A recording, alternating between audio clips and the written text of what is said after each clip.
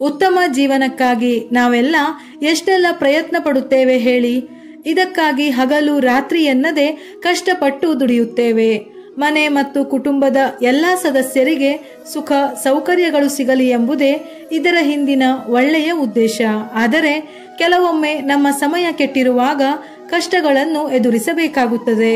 ಇಂತಹ ಸಮಯದಲ್ಲಿ ತಾಯಿ ಲಕ್ಷ್ಮಿಯ ನಿರಂತರ ಕೃಪೆಗಾಗಿ ಬೆಳಿಗ್ಗೆ ಎದ್ದಾಕ್ಷಣ ಈ ಕೆಲಸಗಳನ್ನು ಮಾಡುವುದರಿಂದ ತಾಯಿ ಲಕ್ಷ್ಮಿಯ ಆಶೀರ್ವಾದದ ಜೊತೆಗೆ ಮುಂಜಾನೆಯಲ್ಲಿ ಮಾಡಿದ ದೇವತಾರಾಧನೆಯಿಂದ ದಿನ ಪೂರ್ತಿ ನಮ್ಮ ಮನಸ್ಸು ಶಾಂತಿ ಸಮಾಧಾನದಿಂದ ಇರುತ್ತದೆ.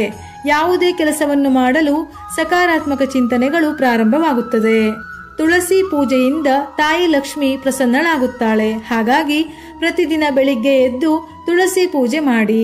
ಇದರಿಂದ ತಾಯಿ ಲಕ್ಷ್ಮಿ ಪ್ರಸನ್ನಳಾಗಿ ಆರ್ಥಿಕ ಬಿಕ್ಕಟ್ಟು ನಿವಾರಣೆ ಆಗುತ್ತದೆ.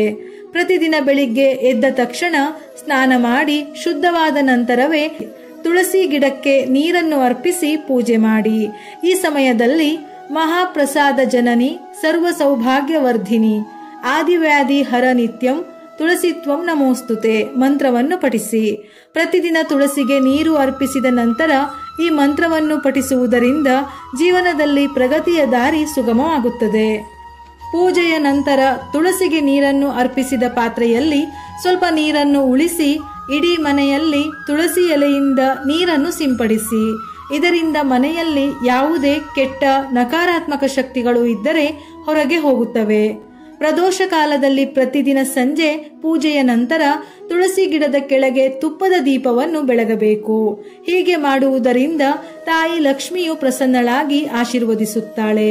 ತುಳಸಿಯನ್ನು ಪೂಜಿಸುವ ಮನೆಯಲ್ಲಿ ತಾಯಿ ಲಕ್ಷ್ಮಿ ಸದಾ ವಾಸಿಸುತ್ತಾಳೆ. ತುಳಸಿ ಗಿಡಗಳನ್ನು ಸಂಜೆಯ ಹೊತ್ತಿನಲ್ಲಿ ಸ್ಪರ್ಶಿಸಬಾರದು. ಭಾನುವಾರ ತುಳಸಿಗೆ ನೀರು ಅರ್ಪಿಸಬೇಡಿ. ನಮಸ್ಕರಿಸದೆ ತುಳಸಿ ಎಲೆಗಳನ್ನು ಎಂದಿಗೂ ಕೀಳಬೇಡಿ. ಮೇಲೆ ಹೇಳಿದ ಅಂಶಗಳನ್ನು ಗಮನಿಸಿ ತಪ್ಪದೆ ಪ್ರತಿನಿತ್ಯ ತುಳಸಿ ಪೂಜೆಯನ್ನು ನಿಮ್ಮ ದಿನಚರಿಯಲ್ಲಿ ಅಳವಡಿಸಿಕೊಳ್ಳಿ. ನಾವು ಈಗ ತುಳಸಿ ಪೂಜೆ ಮಾಡಿದರೆ ಮುಂದೆ ನಮ್ಮ ಮಕ್ಕಳು ಕೂಡ ಇದನ್ನು ಅನುಸರಿಸಿಕೊಂಡು ಹೋಗುತ್ತಾರೆ. ವಿಡಿಯೋ ಇಷ್ಟ ಆಗಿದ್ದಲ್ಲಿ ಮರೆಯದೆ ಲೈಕ್ ಮಾಡಿ, ನಮ್ಮ ಚಾನೆಲ್ ಅನ್ನು ಸಬ್ಸ್ಕ್ರೈಬ್ ಮಾಡಿ. ಉಪಯುಕ್ತ ಮಾಹಿತಿಯೊಂದಿಗೆ ಮತ್ತೆ ಭೇಟಿಯಾಗೋಣ.